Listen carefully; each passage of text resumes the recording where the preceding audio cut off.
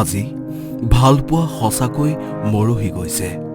মৰমে যদি সঁহাৰি নেপায় ভালপোৱা কিয় জানো মৰহি যায়। আজি ঘন ঘোৰ সাক্ষিনী আউসী এন্ধাৰ ধৰাত জোনাকী হৈ তেওঁ গলগৈ। চিৰতৰুণ মানুহজন হঠাতে নোহোৱা হল। গানৰ স্ৰোত এটা ৰৈ গল। উৰুকা উৰুঙা কৰি গলগৈ সমৰ হাজৰিকা। হয়, আজি পুৱা 8:45 কাহানিও কল্পনা কৰিব নোৱাৰা খবৰটোৱে পুনৰ শোকাহত কৰি গল সকলোকে। সৌ সিদিনালৈকে দুৰন্ত তৰুণ হৈ গীতৰ সভাত সকলোকে আপ্লুত কৰা প্ৰতিতযশা সংগীত শিল্পীগৰাকী আৰু নাই চিৰদিনৰ বাবে।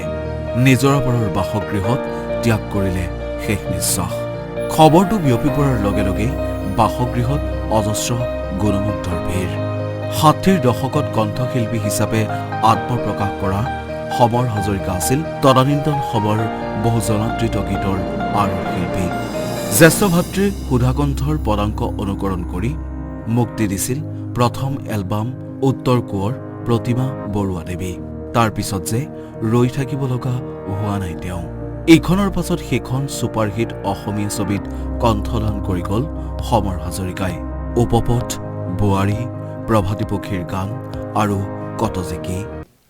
সৰুৰে পৰা সমৰদাৰ গান শুনি শুনি আমি ডাঙৰ হৈছোঁ আৰু অসমৰ মনে প্ৰাণে ভালপোৱা এজন ব্যক্তি আছিল সমৰদা। আৰু সমৰদা নোহোৱা হ'ল অসমৰ সংগীত জগতৰ লগতে সাংস্কৃতিক পথাৰখনৰ লগতে অসমৰ জাতীয় জীৱনৰ এটা অপূৰণীয় ক্ষতি। আৰু সমৰদাৰ মূল বিষয়টো আছিল সমৰদাৰ মানৱীয় চিন্তা আৰু মানৱীয় সম্পৰ্কটো বৰ বেলেগ ধৰণৰ আছিল।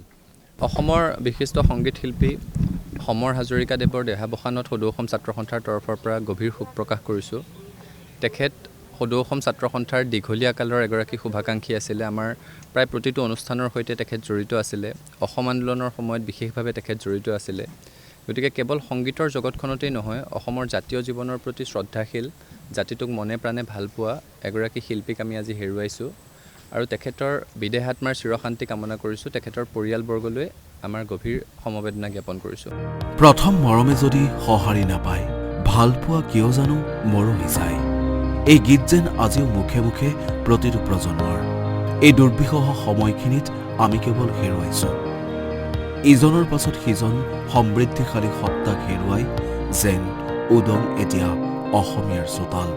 পিতৃসম দুই জ্যেষ্ঠ ভাতৃৰ মৃত্যুৰ পিছত সেই ধাৰা প্ৰসাৰিত কৰাৰ ক্ষেত্ৰত তেওঁৰ অৱদানৰ কথা আজি সোঁৱৰিছে সকলোৱে।